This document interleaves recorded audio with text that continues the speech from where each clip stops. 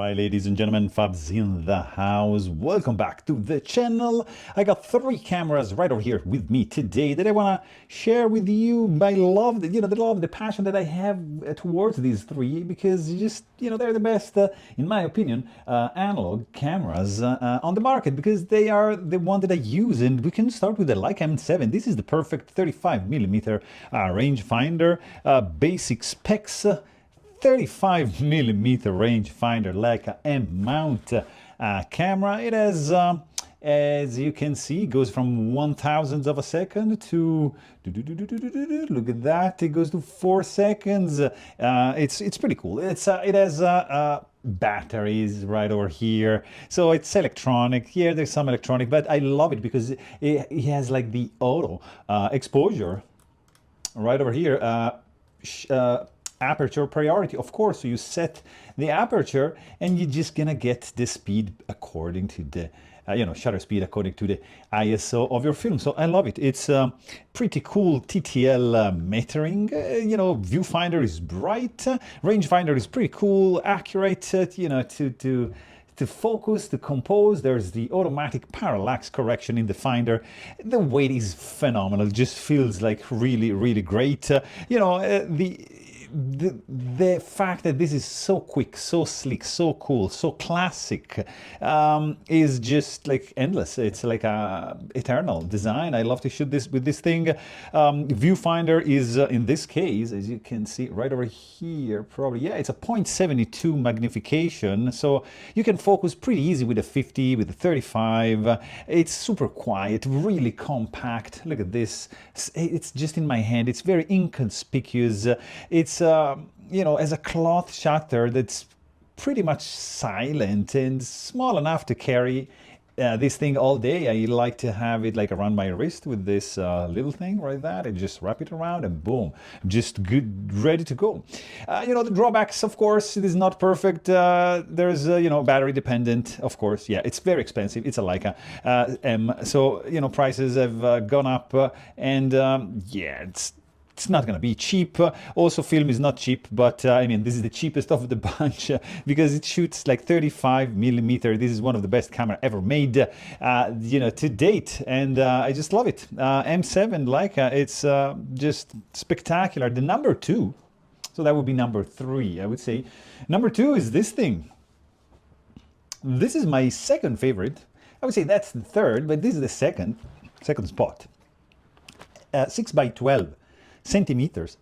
This is the Horseman SW612, pretty much the most versatile panoramic camera. This is the regular version. You have a professional version which has a rise, fall, and shift movements in a very, very small package.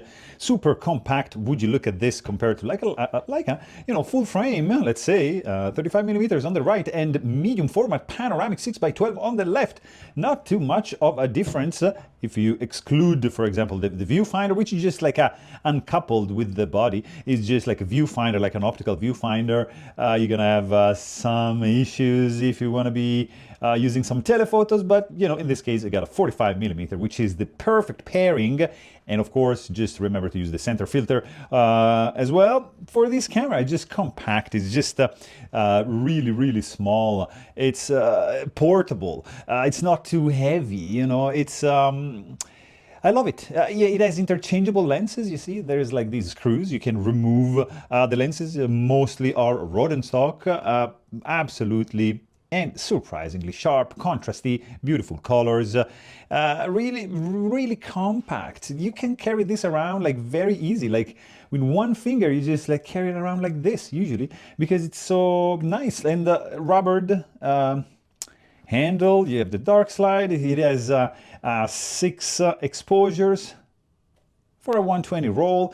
You can shoot, for example, with another back, which I happen to have right over here. This is a 6x9 back, 8 exposures for a 6x12. So really versatile camera right there. It can be called like a multi-format camera, actually, because you can also shoot 6x7 and 6x9, 6x12. Really, really cool. Really compact, I would say, overall. Not much bigger than the Leica M7. I'm just putting on this side here because I gotta show you the number one spot, which is gonna go here, and it's kind of a little bit bulkier than those. So look at this. This is the size comparison at the same time of the Horseman SW617. This is another panoramic camera. I can barely fit on my table, but this is with a tail extender mounted 250 millimeter. And this is also like with film backs. It has like 3 pretty convenient bubble levels, also for the vertical shots, obviously, and the dark slides, of course. There's a ground glass, and you even have some movements right over here for the rise and the fall, if you like, to keep those lines straight. This is pretty much my favorite ever camera, leaf shutter, right over here. This goes up to 1/400 of a second. In this case, goes to up to 500 of a second. This is Copal number 0, and this, I believe, it is number 1. And so limited shutter options for this 2 Horseman, because they have a central shutter. So it's the nature of the beast. The weight on this thing is just massive. It's really hard to carry around, especially because you're gonna need a tripod to add. So these are like several kilograms of gear. You're gonna need other stuff like to make it work. So that's the main drawback, the fact that it's expensive, of course. So the expensiveness is a common motive, around these. But also another common motive is the amazing quality of the lenses you can access with these systems. Leica M lenses are outstanding. These are 50 millimeter 1.4 Summilux. The Summilux lineup from Leica is one of phenomenal, one of the best that you can try like in your life. Really compact. Look at this for a full frame. It's incredible. It's manual focus, yeah, but who cares? You're on a rangefinder anyways, so take your time. Relax. Life's too short. Don't worry. Use manual focus, and that's what you can access with the Leica M system, Leica M lenses. With the Horseman, you can access rodent stock lenses. Like this one, this is a 45. You can also shoot like with 35 millimeter, which is like the widest rectilinear wide angle for medium format, let's call it that way. Even if these are like for large format technically, but still you can access rodent stock lenses and Schneider. So the German, look at this, Schneider Kreuznach. This is the elite of the creme de la creme of the glass making, on the planet. So you can access this kind of glass in these kind of formats: 35 millimeters, 6x12, multi-format, of course, 6x7, 6x9, and this one also, again, a multi-format camera. This can shoot 6x12 and 6x17 with an interchangeable back. You can put the ground glass in each between shots. You can swap backs from color to black and white between shots. You can do a slide, and then you can change the lens. I mean, these are pretty complex systems that are a joy to use to date. It's fantastic how they are performing to this date, 2025. The drawbacks are like the expensiveness of the medium, that especially if you're shooting slides, that has become ridiculous. But everyday fast shooting classic 35 millimeter rangefinder, you gotta go with the Leica M7, right?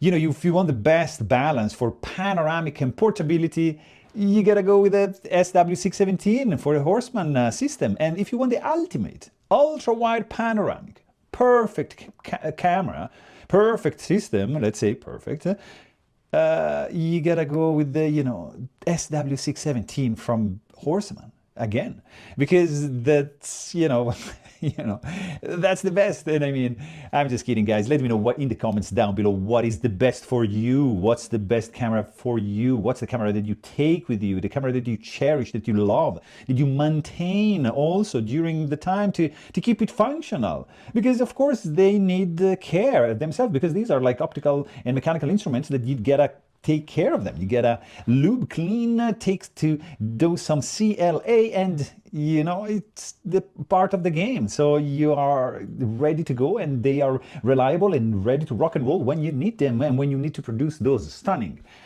slides that you're gonna project eventually, or you're gonna enjoy on your light box, or you're gonna do some prints, whatever you like. You just have to shoot, film, and just go outside. Stay in the wild, even if I'm now in the house. I really hope you guys enjoyed this video. Thanks for watching, and stay tuned.